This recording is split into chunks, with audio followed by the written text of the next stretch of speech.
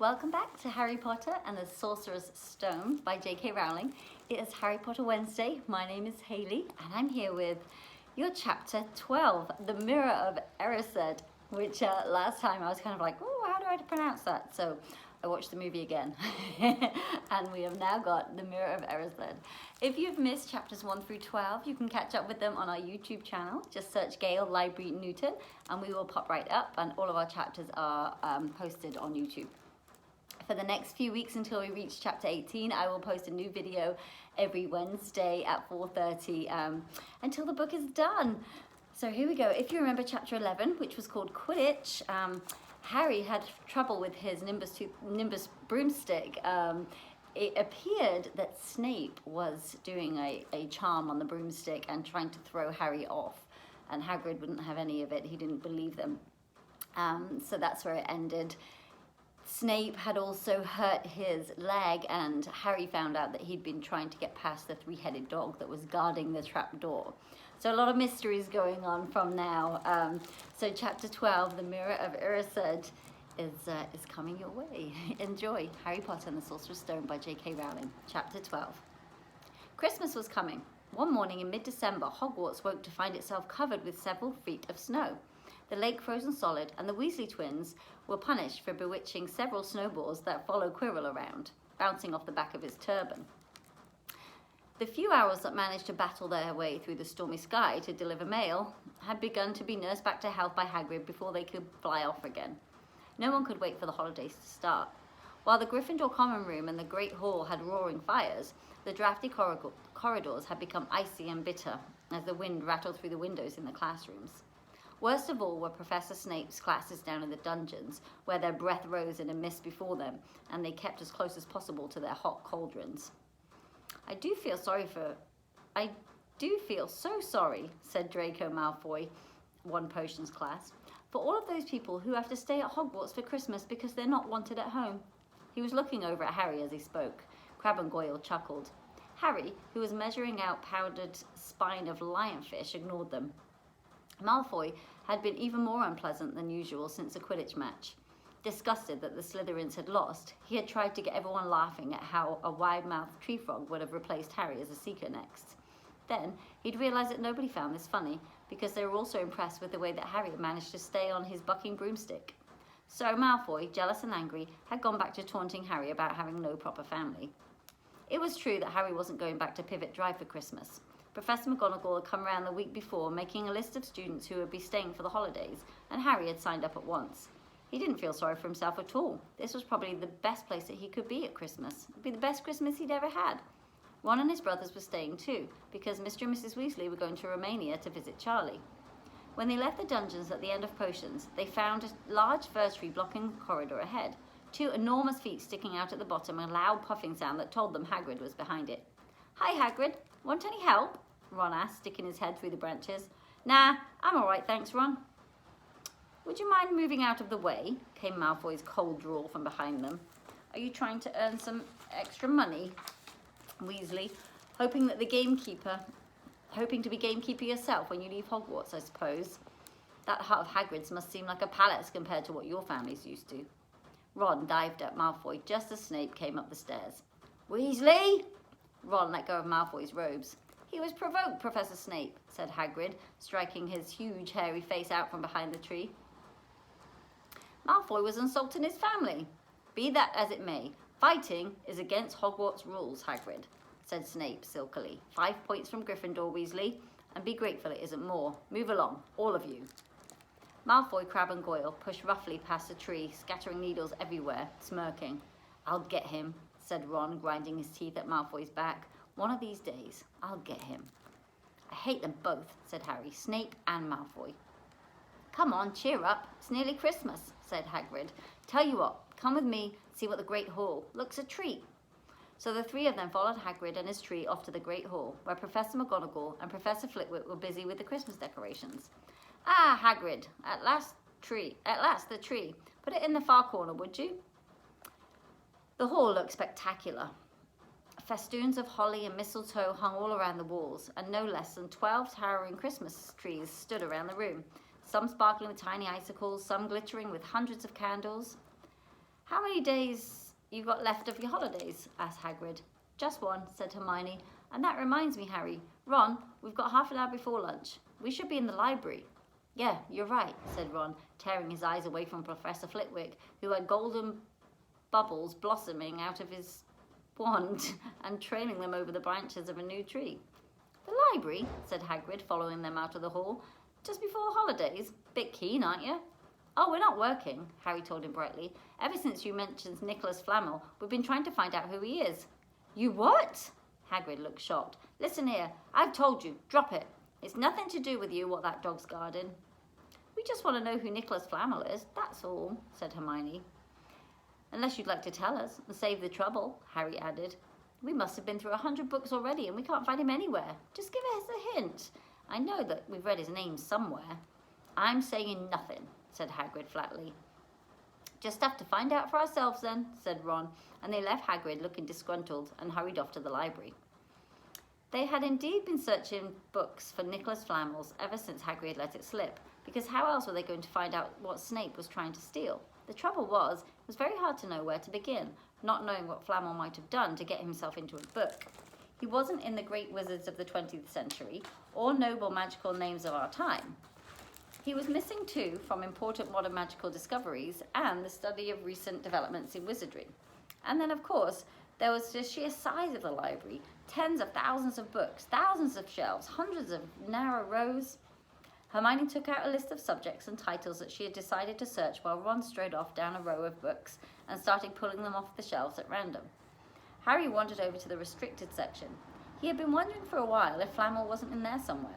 Unfortunately, you needed a specially signed note from one of the teachers to look into any of the restricted books, and he knew he'd never get one. These were the books containing powerful dark magic, never taught at Hogwarts and only read by older students studying advanced defense against the dark arts. What's you looking for, boy? Nothing, said Harry.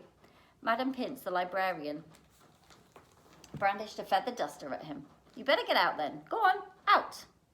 Wishing he'd been a bit quieter at thinking up some story, Harry left the library. He, Ron and Hermione had already agreed they better not ask Madam Pince where they could find Flamel. They were sure she'd be able to tell them, but they couldn't risk Snape hearing what they were up to. Harry waited outside in the corridor to see if the other two had found anything, but he wasn't very hopeful. They had been looking for weeks after all.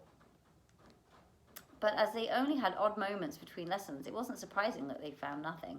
What they really needed was a nice long search without Madam Pince breathing down their necks. 5 minutes later, Ron and Hermione joined him, shaking their heads. They went off to lunch. You will keep looking while I'm away, won't you? Said Hermione. And send me an owl if you find anything. And you could ask your parents if they know who Flamel is, said Ron. It'd be safe to ask them. Very safe, as they're both dentists, said Hermione.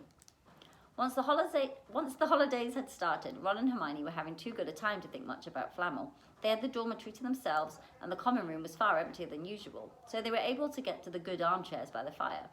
They sat by the hour, eating anything they could spear on a toasting fork, bread, muffins, marshmallows, and plotting ways of getting Malfoy expelled, which was fun to talk about, even if they wouldn't work. Ron also started teaching Harry wizard chess. This was exactly like Muggle chess, except that the figures were alive, which made it a lot like directing troops in battle. Ron's set were very old and battered. Like everything else he owned, it had once belonged to someone else in his family, in this case, his grandfather. However, old chessmen weren't a drawback at all. Ron knew them so well that he never had any trouble getting them to do what he wanted. Harry played with chessman Seamus Finnegan had lent him, and they didn't trust him at all. He wasn't a very good player yet, and they kept shouting different bits of advice at him, which was confusing.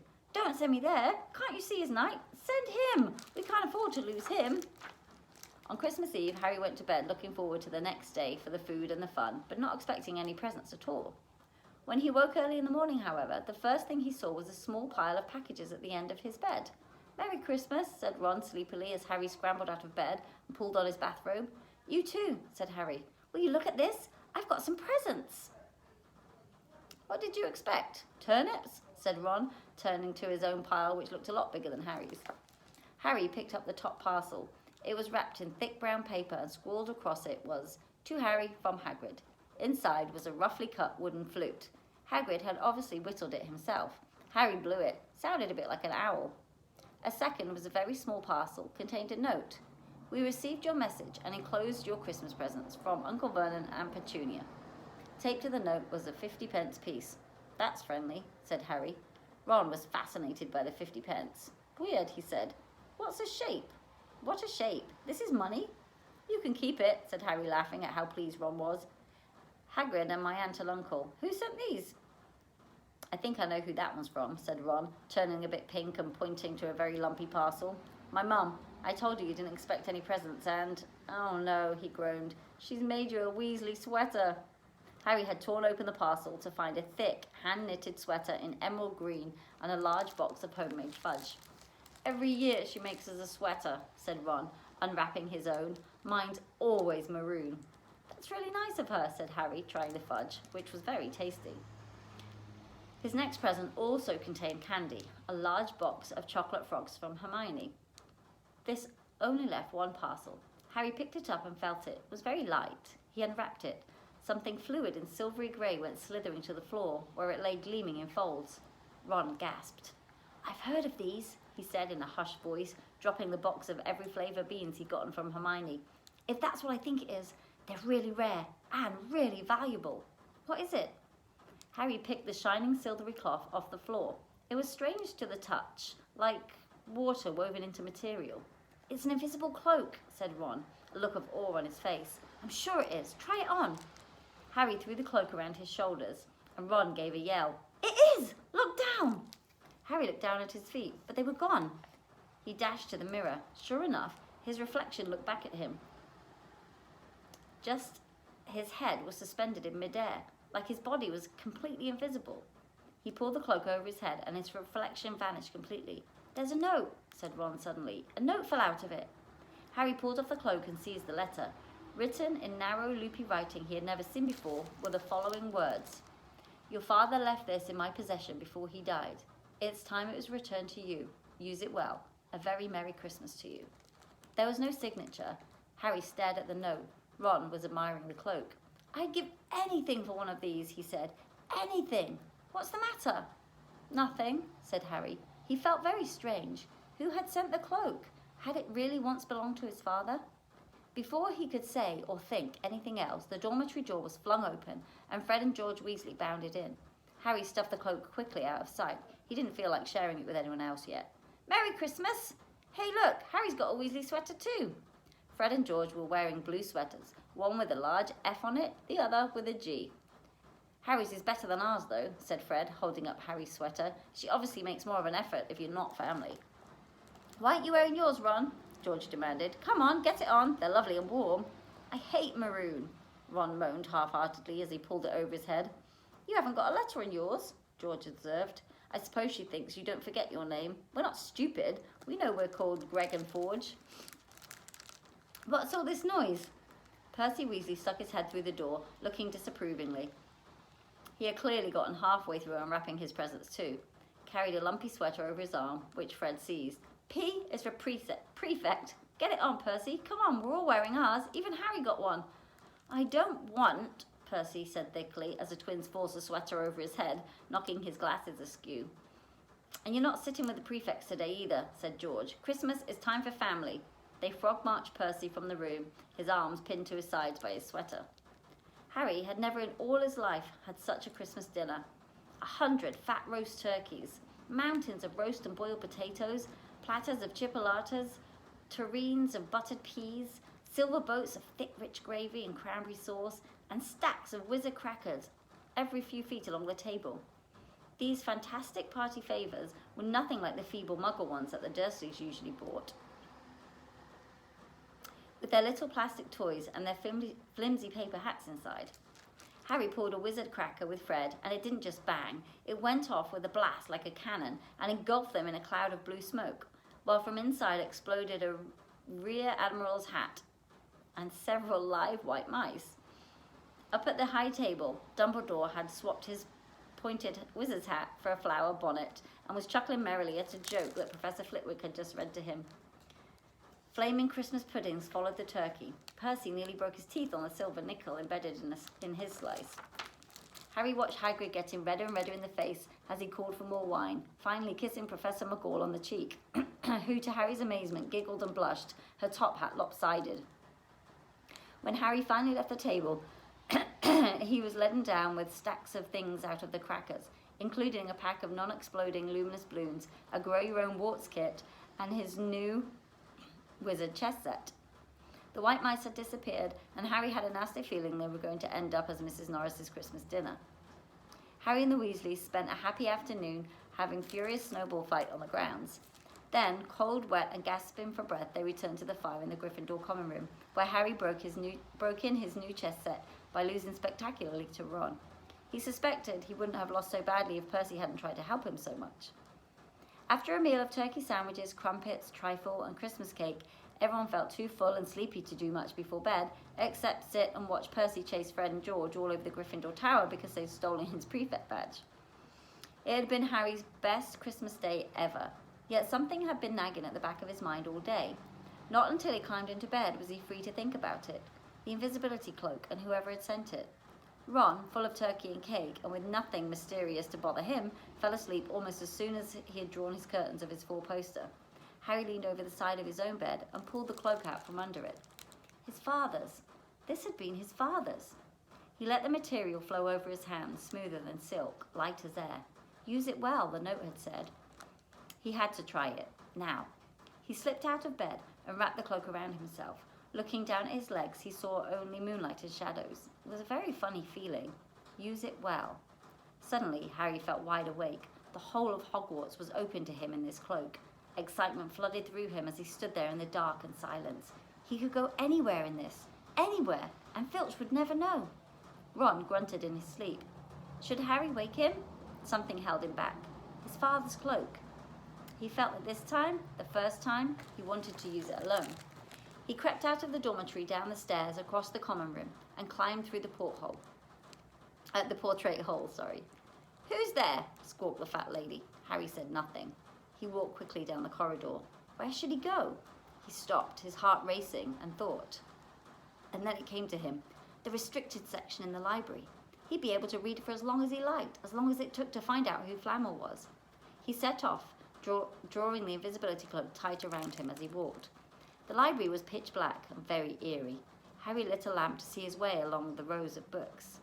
The lamp looked as if it was floating in midair, and even though Harry could feel his arm supporting it, the sight of it gave him the creeps. The restricted section was right at the back of the library. Stepping carefully over the rope that separated these books from the rest of the library, he held up his lamp to read the titles. They didn't tell him much. Their peeling, faded, gold-green letters spelled words in languages that Harry couldn't understand. Some had no title at all. One book had a dark stain that looked horribly like blood. The hairs on the back of Harry's neck prickled. Maybe he was imagining it, maybe not, but he thought of a faint whispering was coming from the books, as though they knew that someone shouldn't.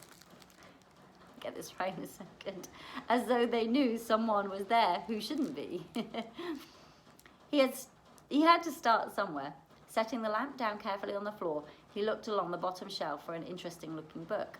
A large black and silver volume caught his eye. He pulled it out with difficulty because it was very heavy and, balancing it on his knee, let it fall open. A piercing, blood-curdling shriek split the silence. The book was screaming. Harry snapped it shut, but the shriek went on and on, one high, unbroken, ear-splitting note. He stumbled backwards and knocked over his lamp, which at once went out. Panicking, he heard footsteps coming down the corridor outside. Stuffing the shrieking book back on the shelf, he ran for it. He passed Filch in the doorway. Filch's pale, wide eyes looked straight through him, and Harry slipped under Filch's outstretched arms and streaked off up the corridor. The book's shrieks still ringing in his ears. He came to a sudden halt in front of the tall suit of armor. He had been so busy getting away from the library, he hadn't paid attention to where he was going. Perhaps because it was dark, he didn't recognize where he was at all. There was a suit of armor near the kitchens, he knew, but he must have been 5 floors above there. You asked me to come directly to you, Professor, if anyone was wandering around at night, and somebody's been in the library. Restricted section. Harry felt the blood drain out of his face. Wherever he was, Filch must know a shortcut, because his soft, greasy voice was getting nearer, and to his horror, it was Snape who replied. The restricted section? Well, they can't be far. We'll catch them. Harry stood rooted to the spot as Filch and Snape came around the corner ahead. They couldn't see him, of course, but it was a narrow corridor, and if they came much nearer, they'd knock right into him. The cloak didn't stop him from being solid. He backed away as quickly as he could. A door stood ajar to his left. It was his only hope. He squeezed through it, holding his breath, trying not to move it. And to his relief, he managed to get inside the room without their noticing anything.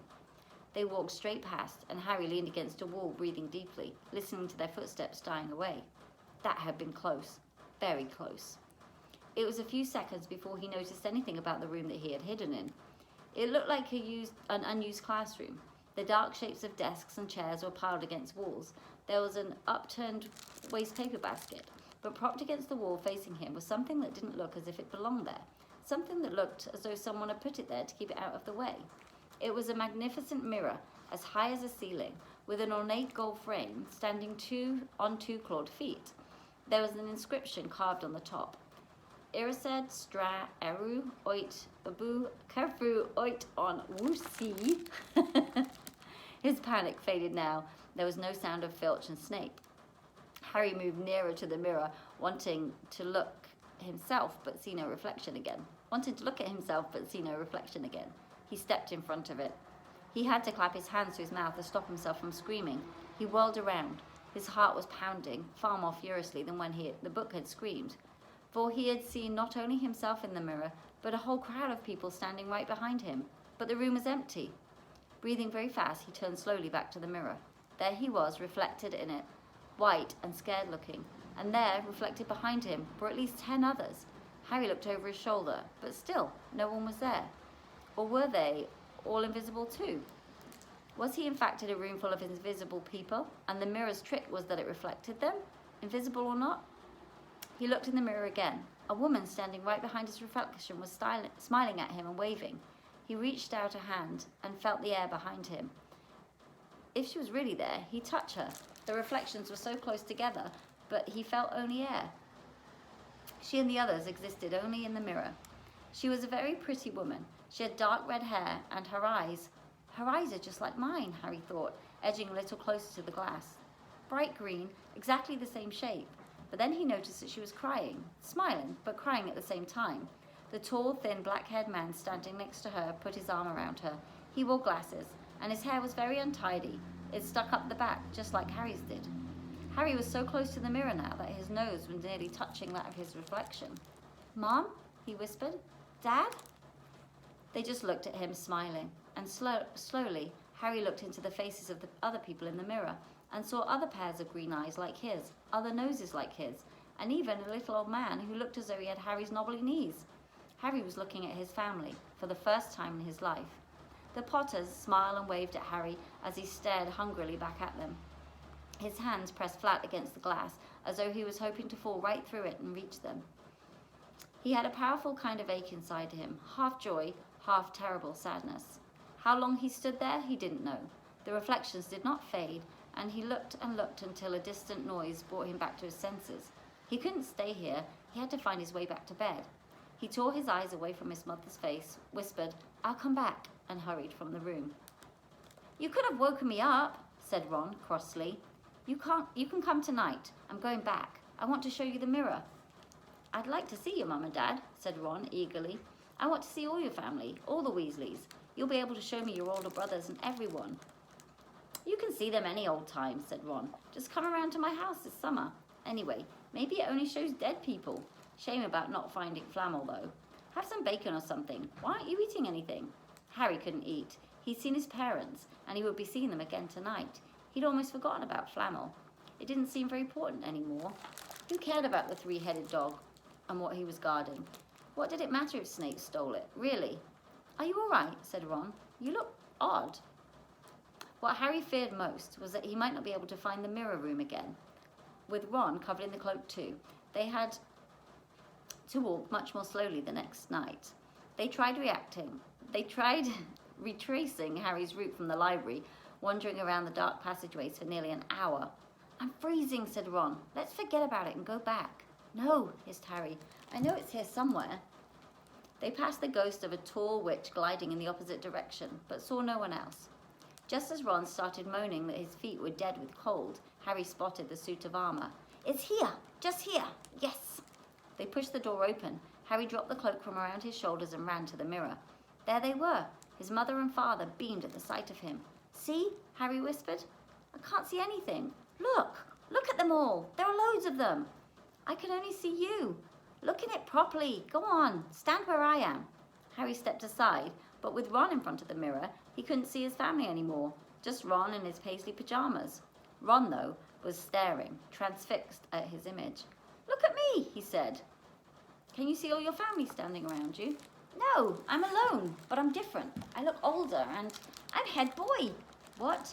I am. I'm wearing the badge like Bill used to, and I'm holding the house cup, the Quidditch cup. I'm the Quidditch captain too. Ron tore his eyes away from the splendid sight to look excitedly at Harry. Do you think this mirror shows the future? How can it? All my family are dead. Let me have another look. You had it to yourself last night. Give me a bit more time. You're only holding the Quidditch cup. What's interesting about that? I want to see my parents. Don't push me. A sudden noise outside the corridor put an end to their discussion. They hadn't realised how loudly they'd been talking. Quick! Ron threw the cloak back over them as the luminous eyes of Mrs. Norris came back around the door. Ron and Harry stood quite still, both thinking the same thing. Did the cloak work on cats? After what seemed an age, she turned and left. This isn't safe. She might have gone for Filch. I bet she heard us. Come on. And Ron pulled Harry out of the room. The snow still hadn't melted the next morning. Want to play chess, Harry? Said Ron. No. Why don't we go down and visit Hagrid? No, you go. I know what you're thinking about, Harry. That mirror. Don't go back to it tonight. Why not? I don't know. I've just got a bad feeling about it. And anyway, you've had too many close shaves already. Filch, Snape, and Mrs. Norris are wandering around. So what if they can't see you? What if they walk into you? What if you knock something over? You sound like Hermione. I'm serious, Harry. Don't go. But Harry only had one thought in his head, which was to get back in front of the mirror, and Ron wasn't going to stop him. The third night, he found his way more quickly than before. He was walking so fast, he knew he was making more noise than was wise, but he didn't meet anyone. And there were his mother and father smiling at him again, and one of his grandfathers nodding happily. Harry sank down to sit on the floor in front of the mirror. There was nothing to stop him from staying here all night with his family. Nothing at all, except... So, back again, Harry? Harry felt as though his inside had turned to ice. He looked behind him. Sitting on one of the desks by the wall was none other than Albus Dumbledore. Harry must have walked straight past him, so desperate to get to the mirror that he hadn't even noticed him. I didn't see you, sir. Strange how nearsighted being invisible can make you, said Dumbledore, and Harry was relieved to see that he was smiling. So, said Dumbledore, slipping off the desk to sit on the floor with Harry, you, like hundreds before you, have discovered the delights of the Mirror of Erised. I didn't know it was called that, sir, but I expect you've realised by now what it does. It shows me my family, and it showed your friend Ron himself as head boy. How did you know? I don't need a cloak to become invisible, said Dumbledore gently. Now, can you think what the Mirror of Erised shows us all? Harry shook his head. Let me explain. The happiest man on earth would be able to use the Mirror of Erised like a normal mirror. That is, he would look into it and see himself exactly as he is. Does that help? Harry thought, then he said slowly, it shows us what we want, whatever we want? Yes and no, said Dumbledore quietly. It shows us nothing more or less than the deepest, most desperate desires of our hearts. You, who have never known your family, see them standing around you. Ronald Weasley, who has always been overshadowed by his brothers, sees himself standing alone, the best of all of them. However, this mirror will give us neither knowledge or truth. Men have wasted away before it, entranced by what they have seen, or been driven mad, not knowing if what it shows is real or even possible. The mirror will be moved to a new home tomorrow, Harry, and I ask you to not go looking for it again. If you ever do run across it, you will be prepared. It does not do well to dwell on dreams and forget to live. Remember that. Now, why don't you put on that admirable cloak and go back off to bed? Harry stood up. Sir, Professor Dumbledore, can I ask you something? Obviously, you've just done so. Dumbledore smiled. You may ask me one more thing, however. What do you see in the mirror? I see myself holding a pair of thick woolen socks. Harry stared. One can never have enough socks, said Dumbledore. Another Christmas has come and gone and I didn't get a single pair. People will just insist on giving me books. It was only when he was back in his bed that it struck Harry that Dumbledore might not have been quite truthful. But then he thought as he shoved Scabbers off his pillow, it had been quite a personal question. That was the end of chapter 12, The Mirror of Erised. We will be back next week with chapter 13, which is Nicholas Flamel. So I'm hoping that they're going to find out something about Nicholas Flamel in chapter 13. I will see you next Wednesday at 4:30, and don't forget you can catch up with previous chapters on our YouTube channel. Take care, you guys, and have a great week. Bye.